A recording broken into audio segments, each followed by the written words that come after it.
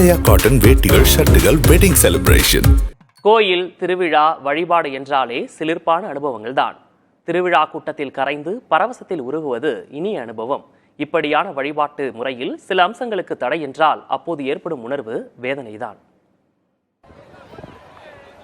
பொதுவாக தென் மாவட்ட மக்களுக்கு வங்கக்கடலை பற்றி சுட்டிக்காட்டினால் திருச்செந்தூர் கடல்தான் நினைவுக்கு வரும்.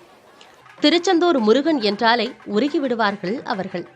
அந்த அளவுக்கு திருச்செந்தூர் முருகனும் அவர்களின் மனதுக்கு அப்படி ஒரு நெருக்கம்.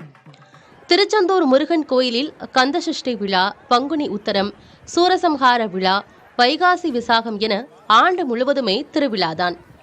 முருகப்பெருமானின் அறுபடை வீடுகளில் திருச்செந்தூர் முருகன் கடலோரத்தில் வீற்றிருப்பது மேலும் ஒரு சிறப்பு.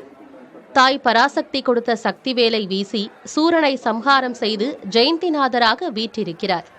இந்த பெயர்தான் செயந்திநாதர் என்று மருவி இப்போது செந்தில்நாதராக நிலைத்திருக்கிறது. திருச்செந்தூர் செந்திலாண்டவர் கோயிலில் நடைபெறும் வைகாசி விசாக கொண்டாட்டத்திற்காக அங்கு திரண்டபடி இருக்கிறார்கள் பக்தர்கள். தமிழகம் மட்டுமின்றி வெளிமாநிலங்கள், வெளிநாடுகளிலிருந்தும் பக்தர்கள் வந்திருக்கிறார்கள். கோயிலின் அருகினில் கூடிய கூட்டங்கள் தலையா கடல் அலையா என்ற பாடல் வரிகளுக்கு ஏற்ப காணப்படுகிறது திருச்செந்தூர் கடற்கரை.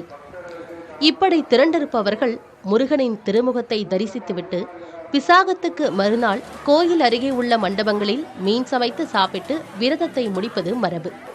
இது காலங்காலமாக தொடர்கிறது. ஆனால் இந்த ஆண்டு அசைவ உணவு வகைகளை சமைக்க தடை விதித்து உத்தரவிட்டுள்ளார் கோயில் இணை ஆணையர் கார்த்திக். இந்த அறிவிப்பால் முருக பக்தர்கள் மத்தியில் வேதனையும் எதிர்ப்பும் குழப்பமும் நிலவுகிறது.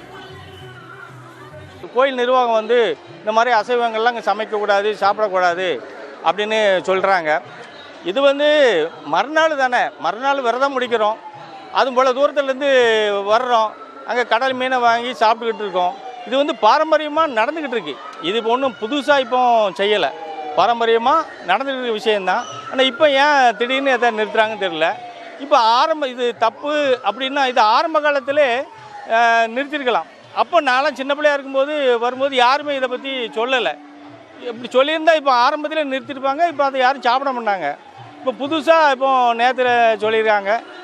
அது ரொம்ப மனசு கஷ்டமாக இருக்குது. பாரம்பரியமாக செய்கிற விஷயங்களை நம்ம அதை செய்யாமல் போகிறது கொஞ்சம் மனசு கஷ்டமாக இருக்குது. வருஷமாக விரதந்து வருவாங்க. ஏன்னா வெளியூர்லேருந்து வருவாங்க, பக்கத்தில் மதுரை, திருநெல்வேலி தாண்டிலாம் வருவாங்க. அதனால் நடந்து வர்றவங்க கோயிலில் தங்கி இங்கே இருந்தால் கடலை குளிச்சுட்டு விரதம் முடிச்சு போகும்போது மீன் வச்சு சாப்பிட்டு போவாங்க.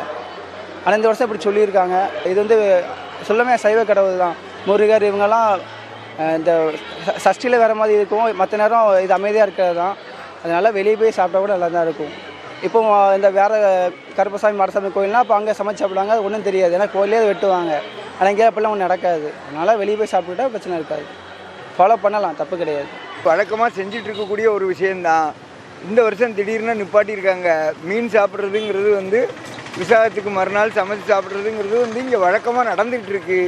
அதை நாம் கிட்டத்தட்ட எனக்கு 58 வயசு ஆகுது. பல முறை வருஷா வருஷமே பார்க்குறோம். இருந்தாலும் திடீர்னு தடை பண்ணியிருக்காங்க. அதை மறுபரிசீலனை செய்யுங்க, இல்லாட்டினா அதுக்கு ஒரு இடம் ஒதுக்கி கொடுத்து அதை அவங்களையும் அந்த பக்தர்களையும் சிறப்பாக நாங்களும் நல்லபடியாக சாமி கும்பிடணுங்கிற நோக்கத்தோடு செஞ்சு தரணும்னு கேட்டுக்கிறோம். கோயிலில் அசைவம் உண்பது கோயில் ஆகம விதிகளுக்கு எதிரானது என்பதால் தடை என அறிவித்துள்ளார் கோயில் இணை ஆணையர்.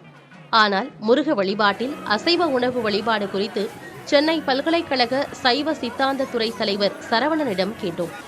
முருகப்பெருமான் வழிபாடு சிந்து சமவெளி நாகரிகத்துக்கும் முந்தைய வரலாற்றுடன் தொடர்புடையது என்றும் காலத்தால் ஏற்பட்ட முருக வழிபாடு தமிழ் வழிபாடாக நிலைத்திருக்கிறது என்றும் கூறினார். முருகப்பெருமானுடைய வழிபாடு என்பது இன்றைக்கு நேற்று அல்ல. சிந்து சமவெளி நாகரிகம் கிமு 1500க்கு முன்னதாக சொல்லப்படுகிற வரலாற்றோடு தொடர்புடையது. காலத்தால் முற்பட்ட முருக வழிபாடு என்பது நம்முடைய தமிழ் வழிபாடாக நிலைத்து நிற்கிறது. இந்த வழிபாட்டில் புலால் வழிபாடு என்பது அல்லது ஆட்டு இறைச்சியை, ஆட்டு இரத்தத்தை உங்களுக்கு கலந்து முருகனுக்கு வழிபட்ட வரலாற்றை நக்கீரர் திருமுருகாற்றுப்படையில் பதிவு செய்துள்ளார். அதோடு சங்க இலக்கியங்களிலேயும் அது வெகுவாக பதிவாகி இருக்கிறது.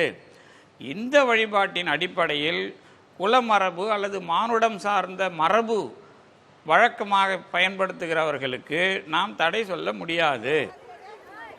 நக்கீரர் எழுதிய திருமுருகாற்றுப்படை பாடலை சுட்டிக்காட்டி முருக வழிபாட்டில் அசைவ உணவு இருப்பதாக குறிப்பிடுகிறார் பேராசிரியர் சரவணன்.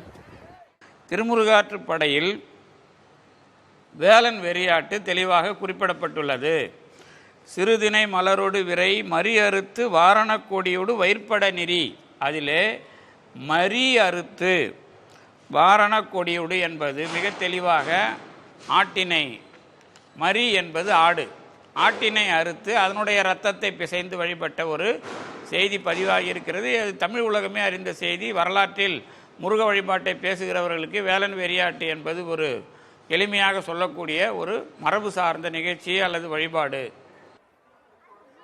பன்னெடுங்காலமாக பின்பற்றி வரும் மரபுக்கு விதிக்கப்பட்ட தடையை நீக்குமாறு கோயில் நிர்வாகத்தை வலியுறுத்துகின்றனர் திருச்செந்தூர் முருகனின் பக்தர்கள். அசைவ உணவுகள் சாப்பிடக்கூடாது என்ற இந்த பகுதியில் உணவு சமைத்து சாப்பிடக்கூடாது என்ற அந்த அறிவிப்பு என்பது இந்த பொதுமக்கள் மத்தியில் பெரும் அதிர்ச்சியையும் ஏமாற்றத்தையும் அளித்துள்ளது. இது குறித்து நாம் அவரிடம் பேசுவதற்காக ஃபோனில் தொடர்பு கொண்ட போது அவரது ஃபோன் கிடைக்கவில்லை. சில சமயங்களில் கட் பண்ணி கூட விட்டிருந்தார். அதே போல் அலுவலகத்தில் பார்ப்பதற்காக சென்ற போதும் அலுவலகத்தில் ஆள் இல்லாத ஒரு சூழல் தான் தற்போது வரை நிலவுகிறது. இதனை கருத்து கொண்டு இந்த பொதுமக்களும் அதே போல் பக்தர்களும் மிகுந்த ஏமாற்றத்திலேயே இருந்து வருகின்றனர். புதிய தலைமுறைக்காக திருச்செந்தூரிலிருந்து செய்தியாளர் சுடலைமணி செல்வன்.